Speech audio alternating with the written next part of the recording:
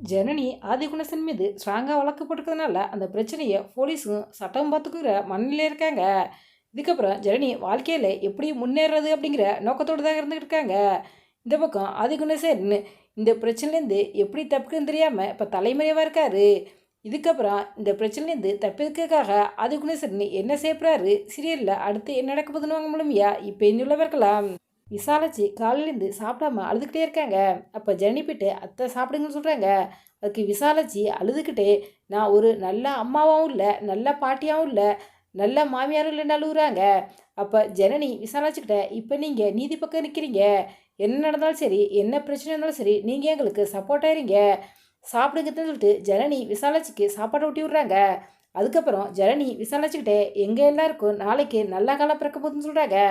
அப்போ விசாலாச்சி, என்னடி எனக்கு புரியலை சொல்லு அப்படிங்கிறாங்க. அப்போ தான் ஜனனி விசாலாச்சின்னு சொல்கிறாங்க, நாங்கள் தமிழ் சோறுடு ஒரு ஃபுட் ட்ராக் பிஸ்னஸ் ஸ்டார்ட் பண்ண போகிறாத்தன்னு சொல்கிறாங்க. இதை கேட்டு விசாலாச்சியும் ரொம்பவே சந்தோஷப்படுறாங்க. அந்த வீட்டில் இருக்க பெண்கள் என்ன செஞ்சாலுமே ஆதிகுணேஸ்வரன் அவங்கள முன்னேற விடாமல் அடிமைப்படுத்தி வச்சிடறாரு. இதுக்கப்புறமா அது ஆதிகுணேஸ்வரன் அந்த வீட்டில் இருக்க பெண்களை அடிமைப்படுத்தாமல் அந்த பெண்கள் முன்னேற்ற பாதையை நோக்கி ஓடினா சீரியல் நல்லா தாங்க இருக்கும்.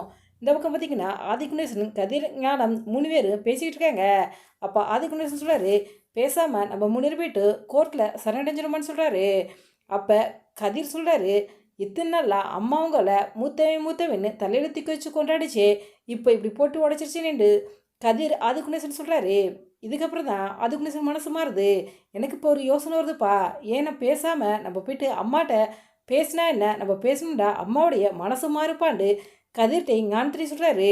ஆதிகுணேசன் யாருக்கும் தெரியாமல் விசாலாச்சி வந்து சந்திச்சு, நான் உங்களுக்காக தானே எல்லாமே பண்ணேன், இப்போ என்ன மாட்டி விட்டுட்டீங்களேண்டு ஆதிகுணேசன் விசாலாச்சிக்கிட்ட ஆளுதா. கண்டிப்பாக விசாலாச்சிட்ட மனசும் மாறுங்க.